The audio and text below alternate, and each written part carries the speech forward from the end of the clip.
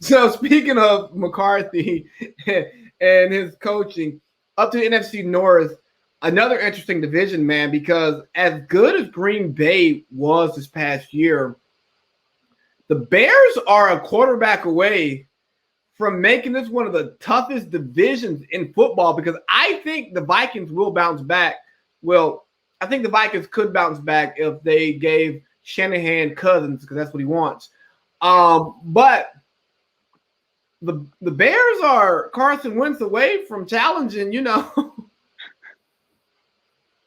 Uh, I have a coworker, Mark Harmon, who's a diehard Chicago Bears fan and is very not in the same boat. He thinks they should trade Khalil Mack and everything else for Deshaun Watson.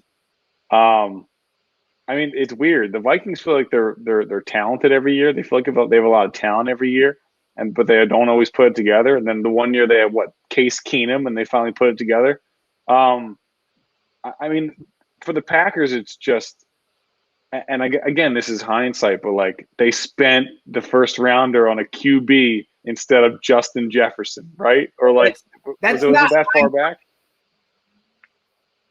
That's not hindsight, man. That was just a bad pick. They could have moved up and selected a difference maker that could have helped them in that game, whether it's a defensive end, a pass rusher, a offensive skill player. But that's just the one thing that from this division is like the Packers could have had that X factor in the first round. There's a bunch of playmakers.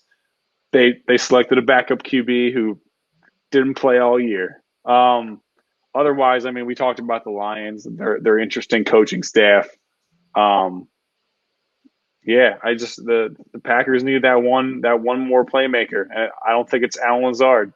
Don't quote me on it, but it might not be Alan Lazard.